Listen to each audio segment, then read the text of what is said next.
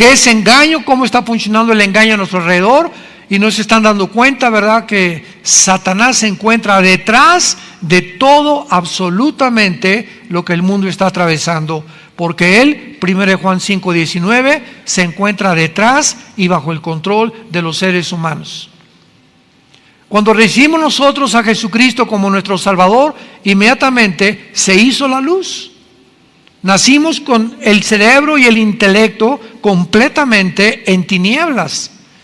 Y no sabíamos qué era verdad, si era Buda, si era Mahoma, si era Confucio, si era Zoroastro, si era fulano, si era mengano. Pues me meto a los filósofos, Platón, Sócrates, Demóstenes, y los maharashis, y los gurús, y el vudú, y el karma, etcétera, etcétera, y el ocultismo, y la ouija, y las liberaciones a través de ramas, etcétera, etcétera, de embrujos, que me lean las cartas, en un mundo completamente confundido, sin saber nadie qué es la verdad. Y si en el camino en que se encuentran es la verdad. Y viene hace 2000 años Dios en la persona de su Hijo y nos deja este libro.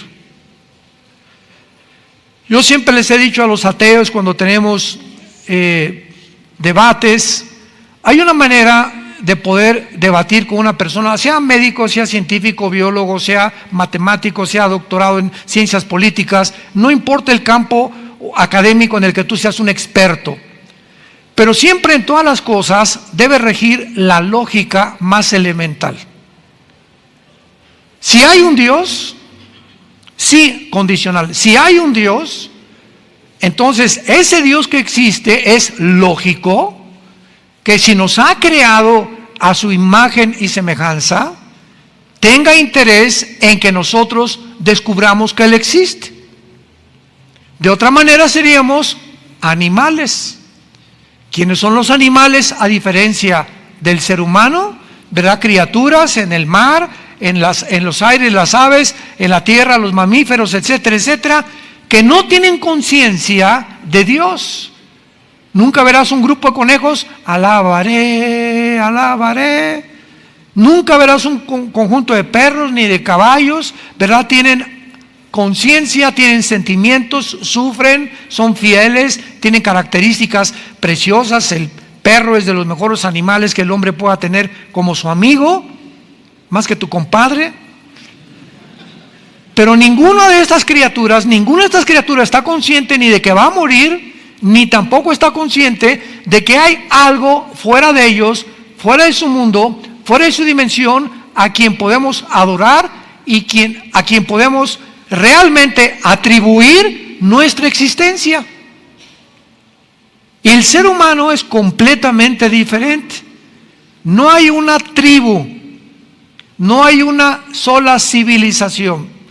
Llámense desde el código Hammurabi, de los sumerios, egipcios, babilonios, persas, etcétera, etcétera. No ha existido jamás en la historia nadie, tribus, civilizaciones que no hayan adorado a algo o a alguien.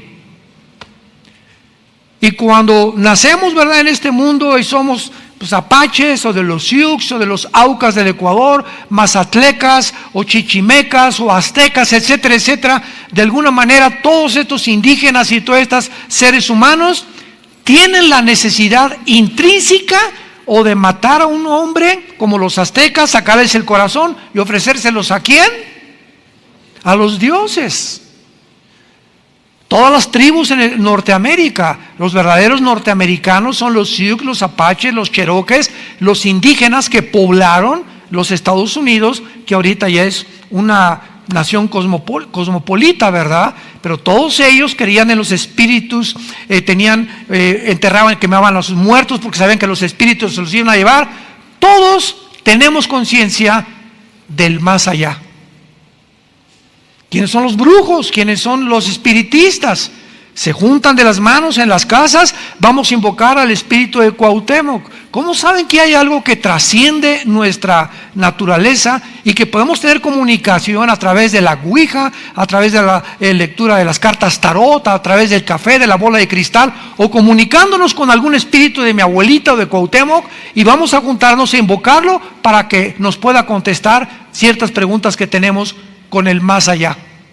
¿Quién puso ese más allá en el ser humano, que no tienen los animales? Salomón escribió en el libro de Eclesiastés capítulo 3 versículo 11, Dios puso la eternidad en el corazón humano. Y esta eternidad que todos tenemos dentro de nosotros, cuando vino Jesucristo hace 2000 años, esta eternidad, este deseo de tener contacto con alguien o con algo, y si no sé quién es Dios, pues los seres humanos van a la selva, a un campo, agarran el tronco de un árbol y lo cortan, y de esa madera hacen una figura de un ser humano, y ya después que la hicieron, nos hincamos delante de lo que nosotros hemos creado. O con cemento, o con piedras, levantamos un ídolo, Moloch, o Toreto, Semiramis, o como se llame, y comenzamos a adorar la obra de nuestras manos por la ignorancia que tenemos del Dios único, vivo y verdadero, que sí existe y se ha revelado en las Sagradas Escrituras. Este libro es el primer libro en haber sido impreso en la imprenta de Gutenberg. El primer libro en haber sido impreso.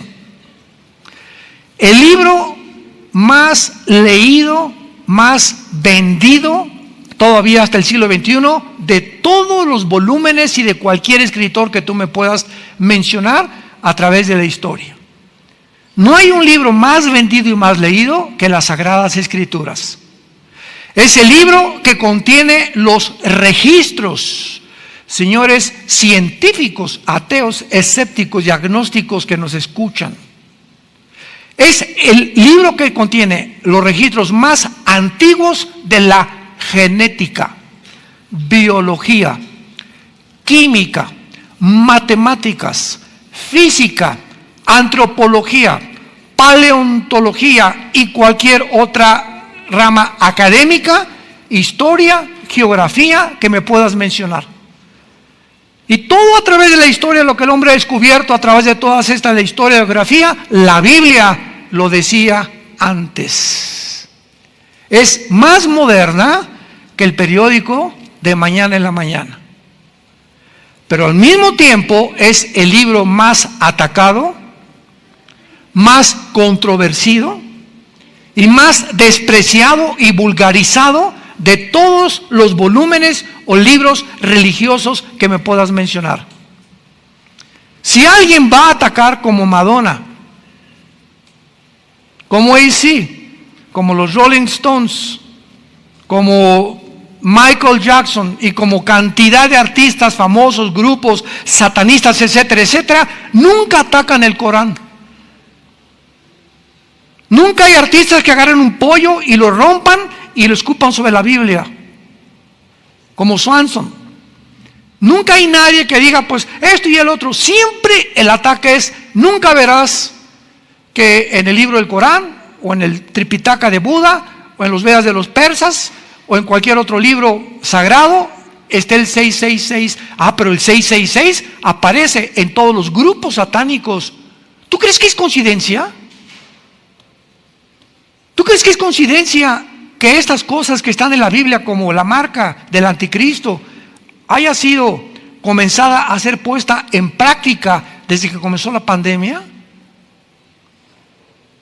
Que ya no podías entrar a una tienda, no podías subirte a un avión, no podías comprar si no tenías ciertos requisitos médicos, que así le llamaron, y que de repente nos dimos cuenta que comenzamos a ser controlados por todos lados. ¿En qué mundo nos encontramos? Todo esto cobra realidad cuando venimos a las Sagradas Escrituras. Comenzaron también los grandes filósofos utópicos del siglo XXI. Ya el comunismo cayó en 1991 Y ahora sí es una época, una nueva era le llamaron, de progreso. Tenemos la tecnología, estamos en el espacio, el internet, el iPhone, la cibernética.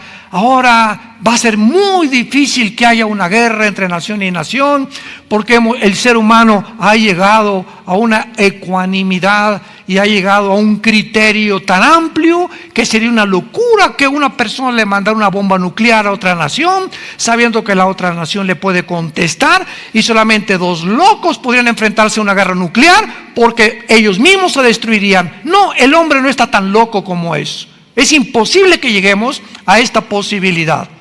Además, ahora que el comunismo desapareció, pues ahora va a haber más capitalismo, va a haber mercado libre, el mundo va a tener un auge económico y hemos llegado a una nueva era completamente diferente.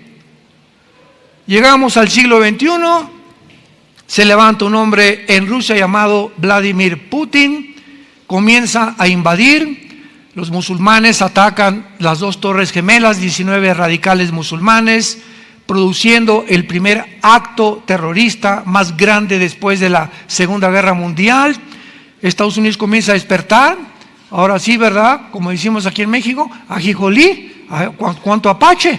Ahora sí que estamos rodeados, nunca nos dimos cuenta, pero estamos en el país más poderoso. Se metieron en aviones a Nueva York, a nuestro terreno, a donde estamos nosotros creyendo que somos los amos del mundo. Pues humillaron a los Estados Unidos, este grupo terrorista. Después viene Putin y se mete otra vez a otras áreas en Rusia. La OTAN comienza a expandirse hacia el nororiente de Europa. Putin hace poco invade Ucrania y el mundo comienza otra vez a realizar la verdad de que el ser humano es mentira que ha progresado, que nos encontramos con toda la tecnología, con toda la ciencia y con todo aquello que creíamos que había de desaparecer al borde de una guerra nuclear. Jesús dijo hace 2000 años: oirán de guerras y rumores de guerras. Y miren que no se turben, porque es necesario que esto acontezca. Y entonces vendrá el fin.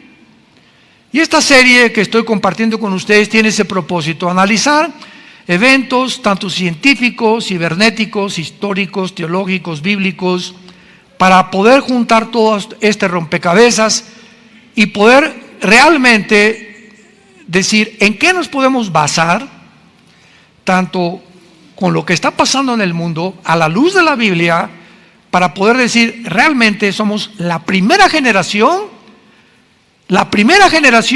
que podemos destruirnos en 5 minutos con el potencial nuclear que existe.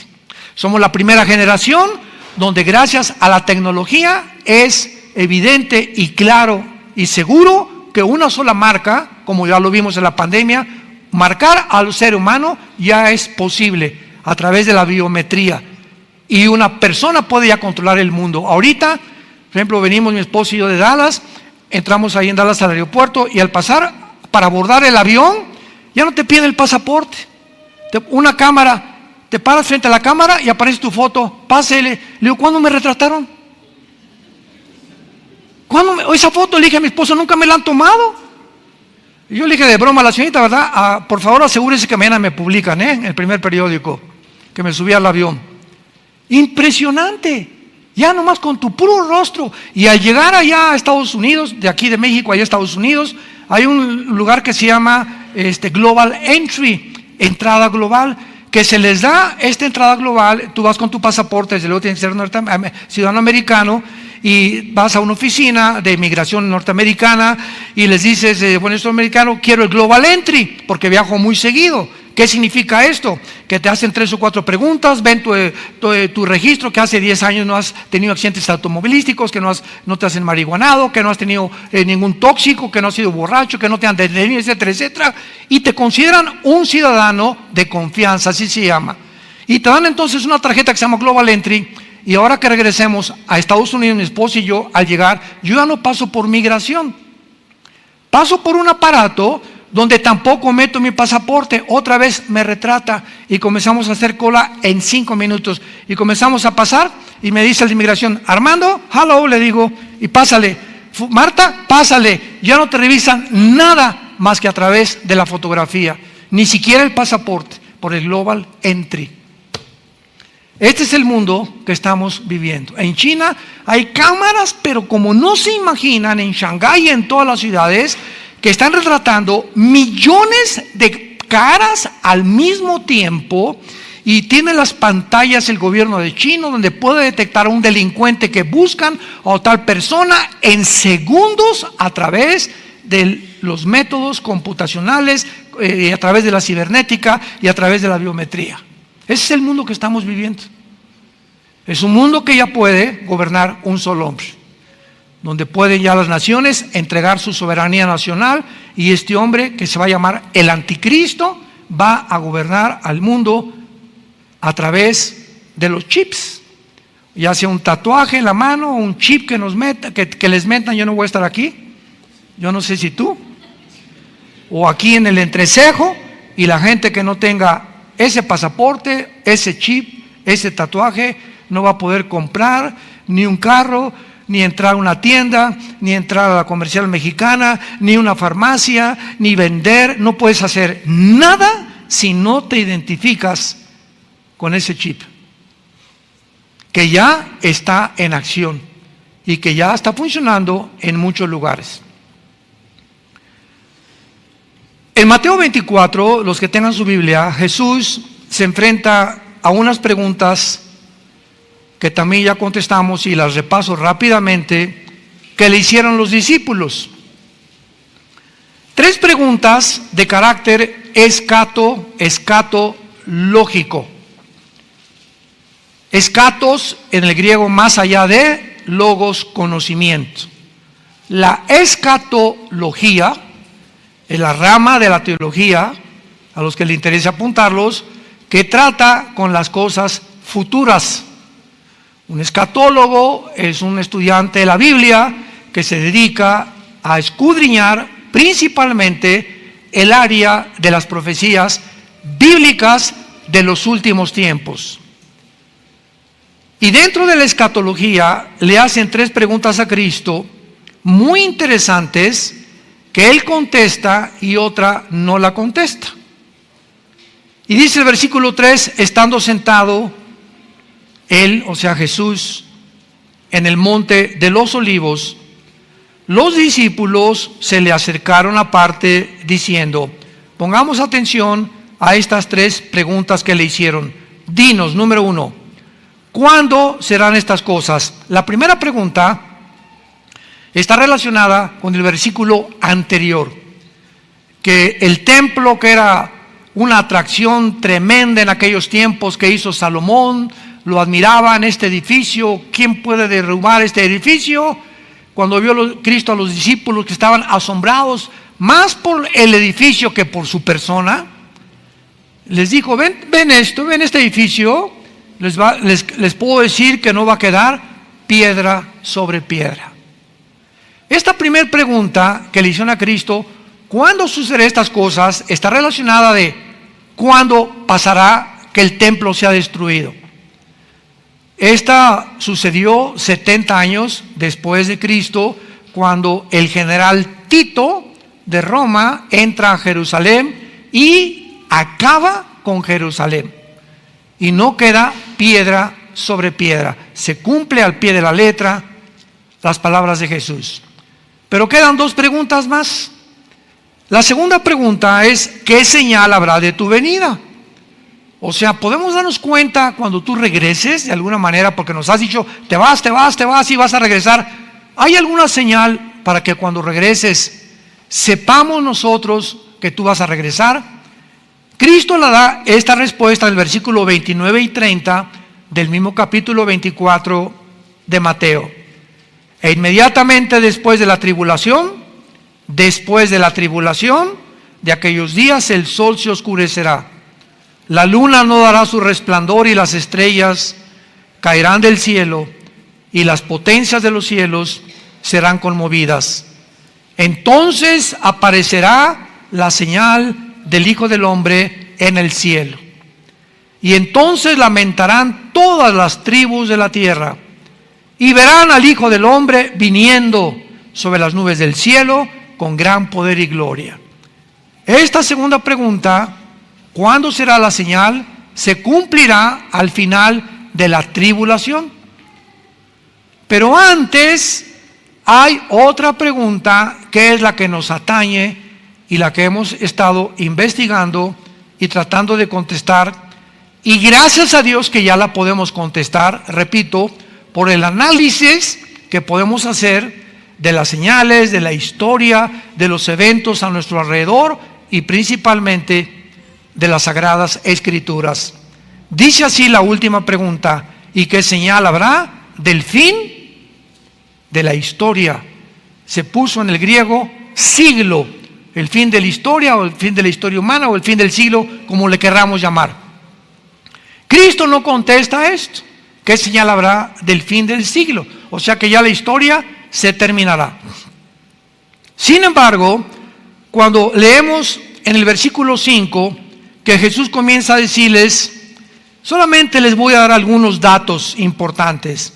Vendrán muchos en mi nombre diciendo yo soy el Cristo, y a muchos se engañarán. Dice Cristo, una de las señales, una de las muchas que les voy a dar, que pueden ustedes ubicarse y darse cuenta que realmente ya nos acercamos al final de la historia.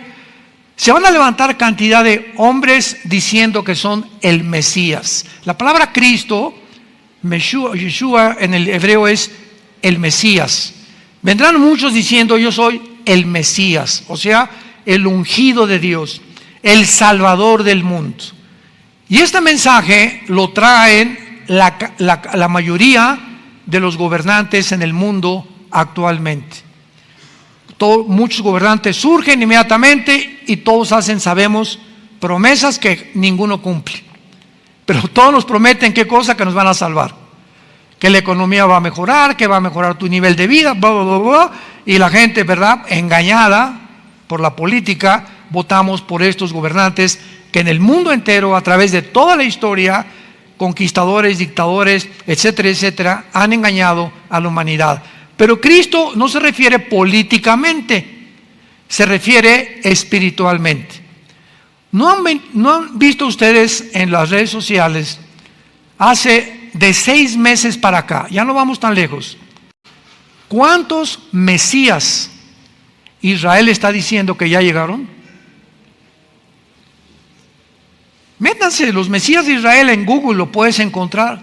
Todavía hace 2-3 semanas ves un hombre con un sombrero, con una barba. Se juntaron miles de rabinos en Israel alrededor de él y cantaban y bailaban, y aquí está con un sombrero negro, y le besaban la mano los judíos, cosa que tienen prohibidísimo, y lo tocaban la ropa, y el Mesías, etcétera, etcétera. Hace 4 meses un rabino en Nueva York dijo que él era el Mesías, se murió, y tenemos casi 2 o 3 años que Israel, de una forma absurda, ridícula y risible y patética, está haciéndose el hazmerreír esta religión judaica en el mundo entero por las barbaridades de estar señalando hombres como tú y como yo, porque están ansiosos que venga su Mesías, y cuando venga no va a ser el que ellos esperan. Cuando venga será el anticristo, que vendrá como un ángel de luz, dice la Biblia, se presentará con tratados de paz en el mundo, resolverá problemas en el mundo, tal vez del gas, del dinero, del euro, del dólar, de los yuanes, el problema de China, etcétera, etcétera. Y el mundo se maravillará ante este hombre, y este hombre hará un pacto con los judíos de paz, prometiéndoles. Eso se encuentra en Daniel 9, 23 al 27, versículo 27 especialmente, prometiéndoles a los judíos que nadie se va a meter con ellos durante 7 años. El capítulo 28 de Isaías describe como un pacto de la muerte. Hicieron un pacto con la muerte. Todos los judíos engañados porque rechazaron al verdadero Mesías hace 2000 años, a Jesucristo, van a ser ahora engañados. Jesucristo dijo, cuando venga un falso Mesías, a él van a recibir. Ahí me rechazaron, pero cuando venga alguien en su nombre, yo no vengo en mi nombre, dijo Jesús, vengo en el nombre de mi Padre, y no me reciben. Pero si alguien viene en su nombre, a ese van a recibir. Qué patético. Y el anticristo sabemos, ¿verdad?, para no extendernos, que firmará este tratado de paz. Me imagino que en ese tiempo los judíos reconstruirán su templo, el tercer templo, que tienen años tratando de levantarlo. Una imposibilidad porque la mezquita de Omar se encuentra exactamente arriba donde estaba el templo judío, que fue destruido en el año 70 después de Cristo, y el anticristo violará este pacto con los judíos a los 3 años y medio. Y ahí comenzará lo que la Biblia llama la gran tribulación. Entonces Cristo les dice, van a ser engañados, va a haber guerras, rumores de guerras, etcétera, etcétera. Pero en el versículo 32, dichosos los que trajeron Biblia. En Mateo 24, 32, que es el centro, el núcleo, el bastión de toda nuestra exposición, este pasaje es el que estamos tratando de demostrar que es el más fuerte que existe para darnos una seguridad de que somos nosotros, la última generación. No sabemos el día y la hora, pero sabemos que será en nuestra generación cuando estas cosas ya han comenzado a suceder y millones de cristianos no se han dado cuenta, ni han descubierto, ni siquiera si viven cerca del Nevado de Toluca. Es increíble la ignorancia que hay. En las iglesias tampoco se predica esto ya. Ya no se predica estas cosas. Ni en qué tiempo nos encontramos, ni qué señales. Ya no hay esta información. Es impresionante las tinieblas que han comenzado a caer en el mundo, están entrando a las iglesias. Dice Jesús, versículo 32, esta es la señal más importante de Jesús. De la higuera aprendan la parábola. Cuando ya su rama está tierna y brotan las hojas, sabéis que el verano está cerca. Así también vosotros, cuando veáis todas estas cosas que está cerca a las puertas, de cierto les digo, no pasará esta generación hasta que todo esto acontezca. No pasará esta generación. Cristo menciona una higuera y ese es el inicio de nuestra búsqueda y de nuestra investigación. ¿Qué quería decir Jesús con la higuera o qué representa en la Biblia la higuera? Porque una vez que identifiquemos qué es la higuera, podemos partir de ese punto hacia lo demás. Tenemos que saber qué significa la higuera o qué representa la higuera. Bueno, rápidamente, a los que lo quieran apuntar. En la Biblia hay 3 árboles. 3 árboles relacionados con la nación de Israel. La higuera es el último del año en florecer. Y la higuera representa la resurrección nacional de Israel. ¿Cómo sabemos que este árbol representa la resurrección nacional de Israel?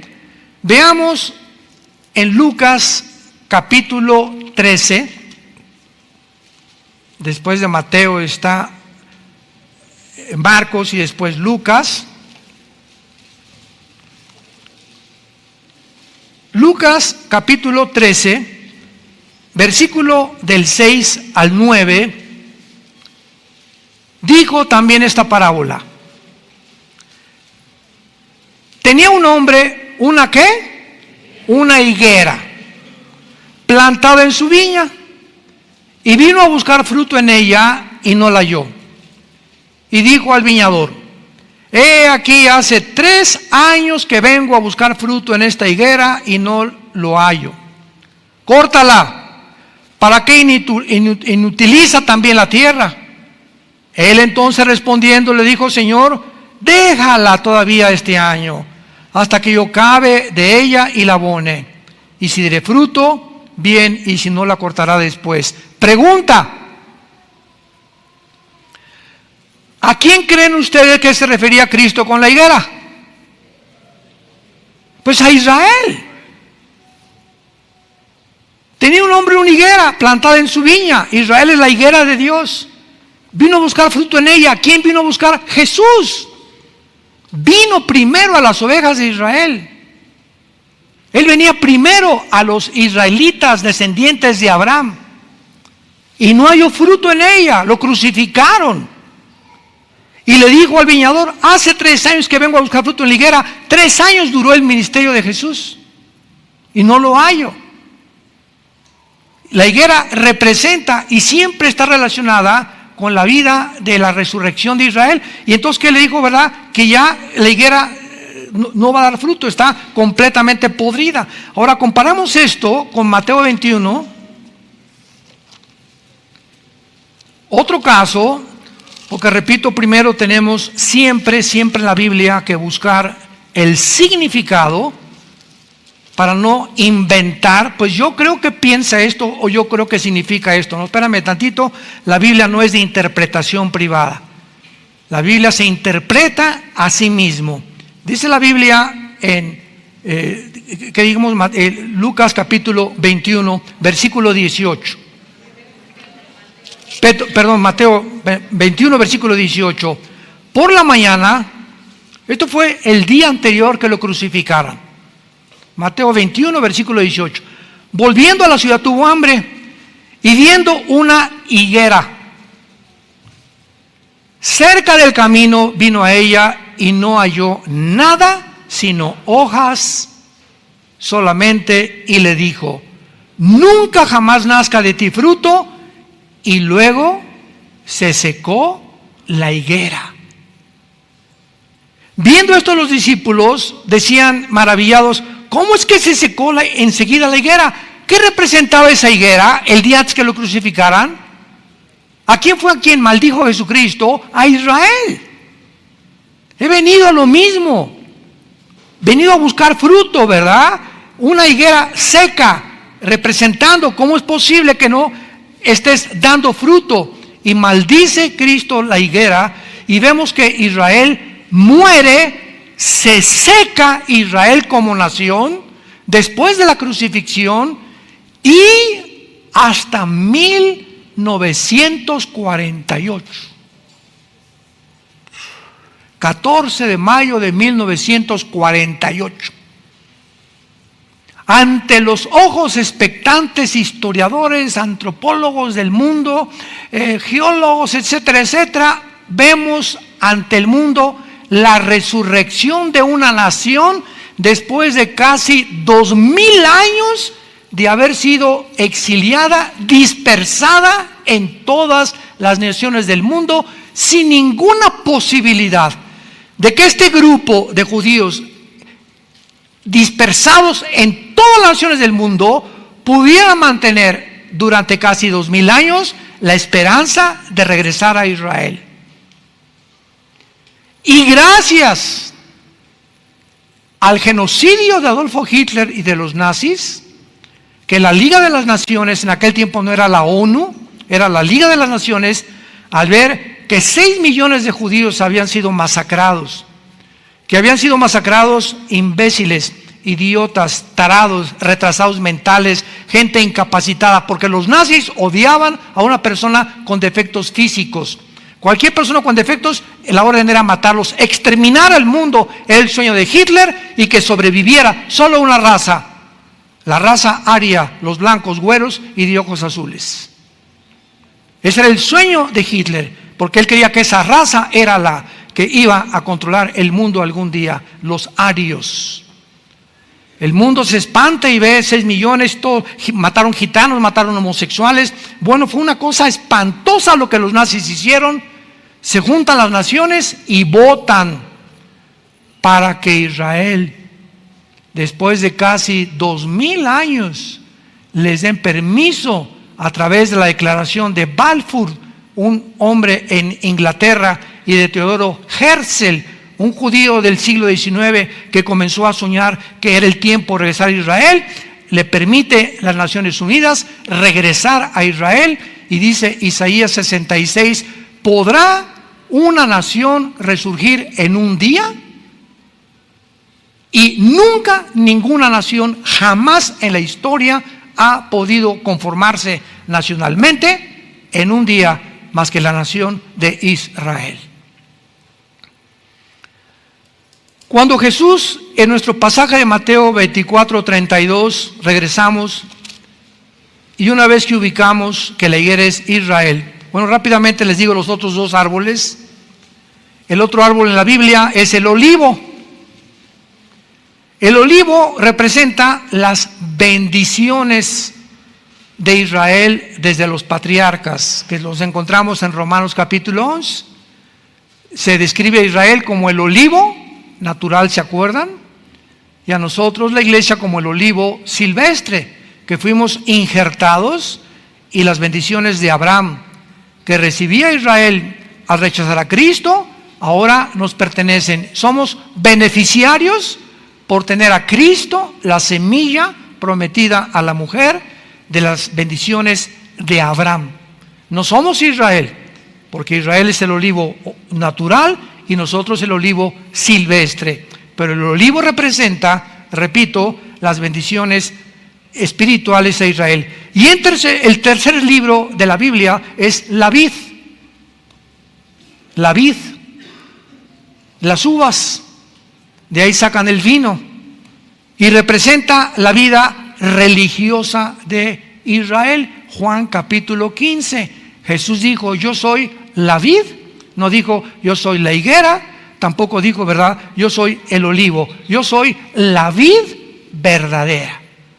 O sea, yo soy realmente el objeto de la religión robotizada de fariseos que ustedes han hecho de mi Padre, sin tomar en cuenta que yo soy el representante del Cordero de Dios, de los sacrificios, de las ofrendas, del tabernáculo, de todo lo que mi Padre les dio simbólicamente en el Antiguo Testamento. Yo soy el Cordero de Dios que dijo Juan el Bautista, que quita el pecado del mundo. Yo soy la vid verdadera, el que realmente les va a dar vida a ustedes, no una religión. La religión no te puede dar vida, yo vengo a darles vida.